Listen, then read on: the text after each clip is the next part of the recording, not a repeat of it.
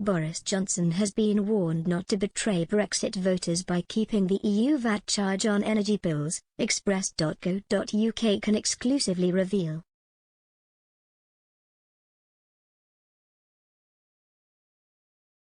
Britons are charged with a 5% levy on energy bills, a policy introduced by the EU back in the 90s. The Prime Minister promised that the UK could get rid of that policy after Brexit, back when he was running the referendum campaign. Back in 2016, Mr Johnson wrote in The Sun with Michael Gove, "Fuel bills will be lower for everyone." In 1993, VAT on household energy bills was imposed.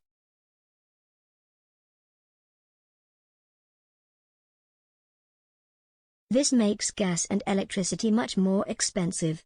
When we vote Leave, we will be able to scrap this unfair and damaging tax.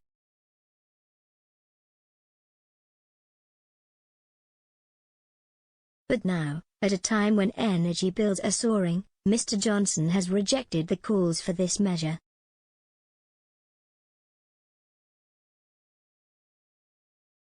Mike Foster, head of Energy Utilities Alliance, told Express.co.uk, "It is a clear betrayal of Brexit voters, who were promised that VAT on energy bills would be scrapped."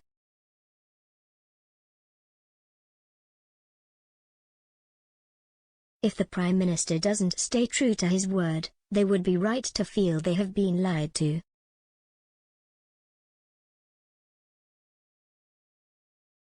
Whether he should have made that promise or not, without understanding the implications is irrelevant. He made that promise and he needs to deliver on it.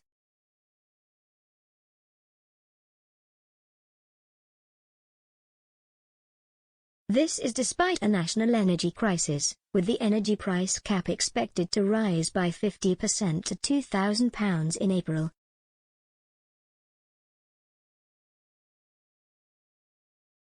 This is the maximum tariff an energy company can charge consumers.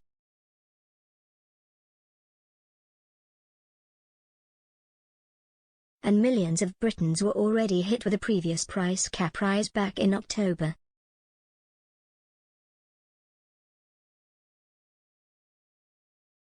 Mr Foster told Express.co.uk that many of those impacted are Red Wall voters.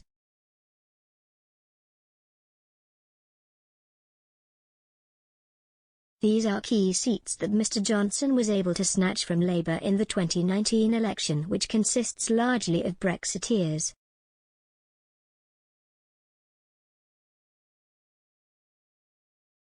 Tory MPs in Red Wall seats have told Mr Johnson to act on the cost of living crisis or end up out of power.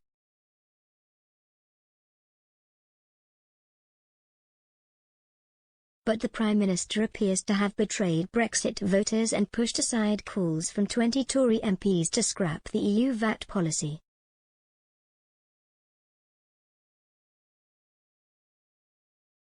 He said in a televised Downing Street press conference that the measure was a blunt instrument.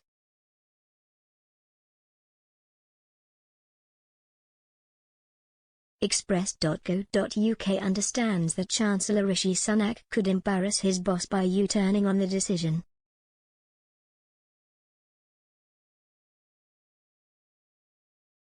It comes as the Chancellor has had to step in to try and ease the crisis while the Prime Minister's popularity plummets.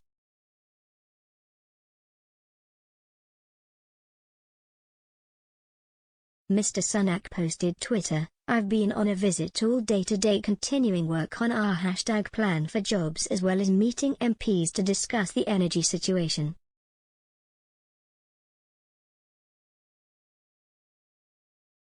Meanwhile, calls for Mr Johnson to resign have been coming in thick and fast.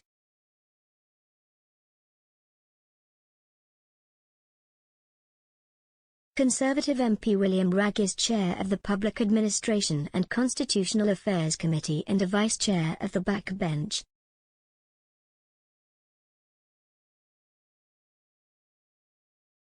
Conservative 1922 Committee Executive.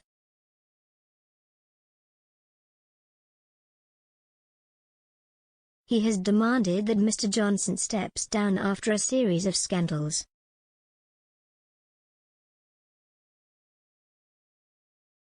This includes a work party that broke COVID rules which Mr. Johnson has admitted he attended.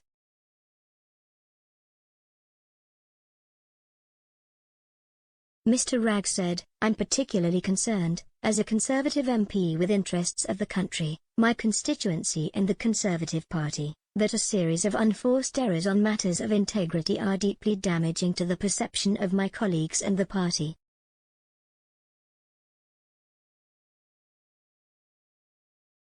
And that is deeply unfair to them."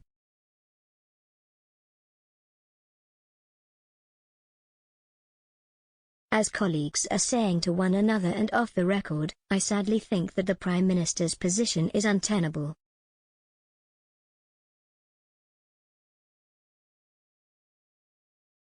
I don't believe it should be left to the findings of a civil servant to determine the future of the Prime Minister, and indeed who governs this country.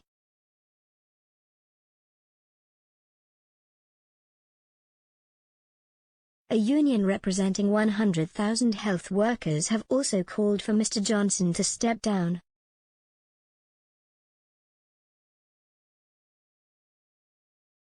Unite National Officer for Health Colenso Jarrett Thorpe said, "Health workers have toiled long and sacrificed much during the last 2 years of the pandemic.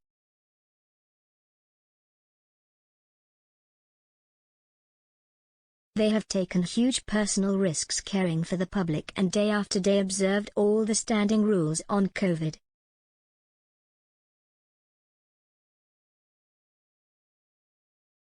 The Prime Minister has set these rules and yet he has flagrantly broken them. His position in office is now untenable."